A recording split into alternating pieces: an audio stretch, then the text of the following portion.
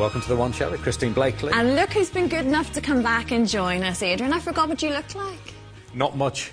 Don't look like much at Nice all of is you the answer. back. Football tournaments are all very well, but it's not like being on The One Show, is it? Not for a moment. Absolutely not. Also with us tonight, an actress who's since creating one of comedy's greatest ever characters in Black Adam. Has gone on to win BAFTAs, Golden Globes, been nominated for an Oscar twice. Miranda Richardson's latest cunning plan involves helping save the whales. We'll be talking to Miranda about that shortly. Playing nursery to Miranda's Queenie tonight, One Show current affairs supremo, Justin Rowlett. Since Fern Britain admitted to having a gastric ban, some clinics have reported a 400% increase in inquiries from people interested in getting one for themselves. For the chronically obese, it must seem... At the root of the issue, Miranda, here over confessing whether you've had a gastric ban or not, is this stigma that's attached to it, as though it's one thing to starve yourself to lose weight, it's another thing to have a gastric band fitted. Do you draw a distinction between the two? I think it just... I feel very sorry for the people who feel they have to have a gastric band fitted, and it's acts of desperation. It sounds to me like the people who have them fitted, they have no other option because they are actually addicted to foods. And the last lady, the blonde lady who was talking, is actually eating foods which are addictive anyway, are known to be addictive, and they are the ones that she can actually eat still with a gastric band. That's a terrible thing. I shouldn't think anybody knew that kind of thing. Yeah, I mean, it's a drastic looking thing, isn't it, when you see it there, actually? I'm not entirely sure. I wondered what you were holding there. Yeah, this is it here. Yeah. This is the stomach. Yes. Yeah, that's the gastric band. I mean, it's not just women as well. Obviously, men are going up Yeah, for between this 10 and operation. 20% of gastric bands are fitted on men. I mean, it's just obesity is an issue for men as well as women. It's not widely available on the NHS, though, is it? It's not widely available. It is available on the NHS, but only in extreme circumstances. You would never get the operation as a cosmetic procedure. You'd get it because they thought it was clinically necessary. They would have thought without it, your life would be threatened.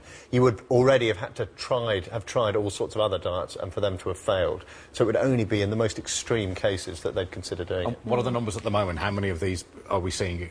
In total? Yeah.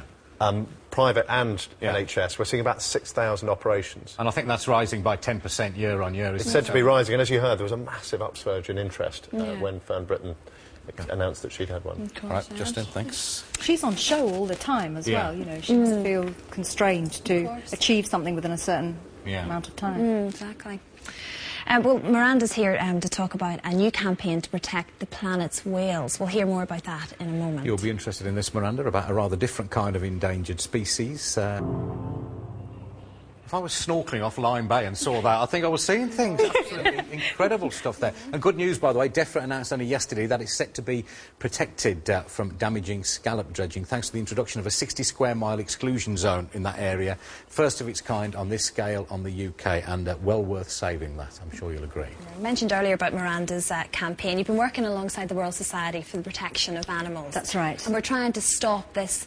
It's just terrible stories, actually. We were just talking there during that piece about whaling. It's awful, the horrendous stories. Yes, at the moment the International Whaling Commission is about to meet, has met for 60 years. It's a moratorium. There is no fixed law about stopping whaling, and the WSPA's point of view is that in the 21st century, knowing there is absolutely no humane way to kill a whale, why is whaling even still happening? Everyone's seen the gruesome footage.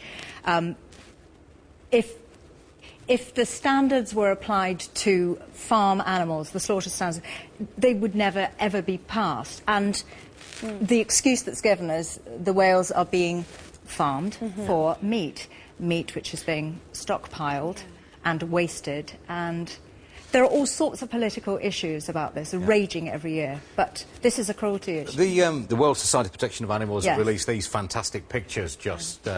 feeling, I suppose, that picture speak 1,000 words of some beautiful scenes of whales. But your campaign, is it based on the art of... politics is the art of the possible. Can you ever completely stop it? Why not just get everybody to agree to how much whaling there will be, a sustainable amount of whaling? Everybody won't agree, and it's an extraordinary... volatile and fluctuating thing. Countries will agree for a certain amount of time, and then they'll flout their own regulations. Iceland, for example, has just started whaling again, and it seems to be about national pride as much as anything else, but it's, I'm here for the cruelty issue. Yeah.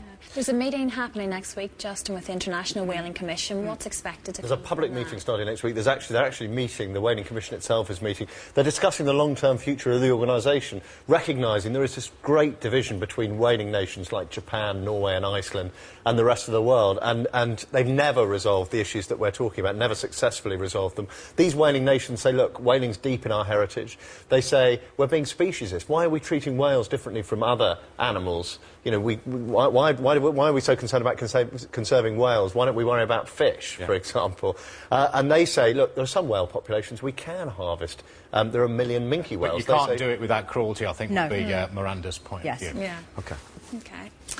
Inner city regeneration and redevelopment is something we generally welcome, but you can't replace the old with the new without pulling some of the old stuff down.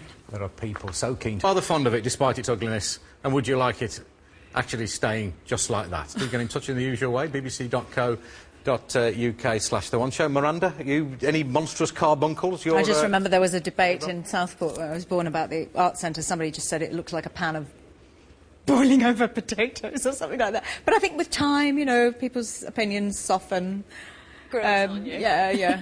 But Southport's beautiful. That's kind of if I say shabby genteel, does that incur the wrath of people? Certainly, you can see the golden Victorian age there, can't you? Yes, absolutely. The beautiful arcades, the promenades, the trees. It's stunning. They needed a bit of a shock. Yeah. They got one. Justin, resident power works in these sorts of disputes, doesn't it? It can work. I mean, actually, the local council want to knock it down. The residents are a little bit worried that they won't get the same kind of size of flats as they get in that building. That building actually has quite generous flats with nice big rooms. And the other key thing, that big garden. I mean, it's easy to kind of laugh at it because it clearly is a council estate, but those gardens are quite exceptional. You don't get gardens like that mostly in London.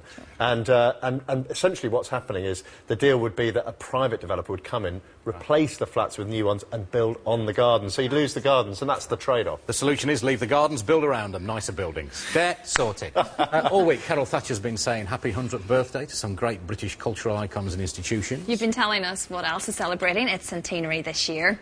Victoria Coniston from Twickenham says it's 100 years not out for the Territorial Army. Worth celebrating, I'm sure. Lee Crow from Hartlepool, meanwhile, tells us Hartlepool United have reached 3 figures this year. Likewise. And Margaret Pear from Middlesbrough says happy 100th birthday to the Order of Women Freemasons. Ladies, we'd like to roll up your tights or something to celebrate.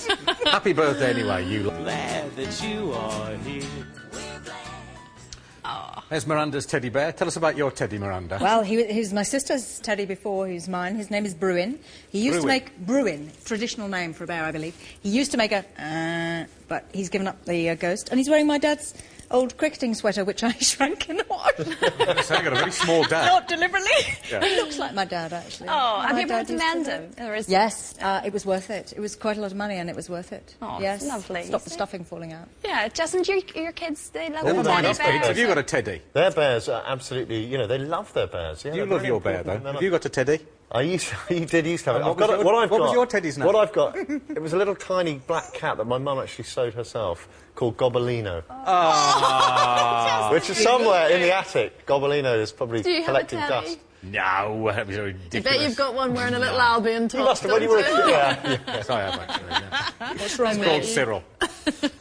Right. Oh, yes. Teddy News is finished. Teddy Miranda. News is over, Thanks for your yes. company. Yeah, just before we go this evening, you may remember Alan Shearer and Adrian cycled from Newcastle to London for all of the details.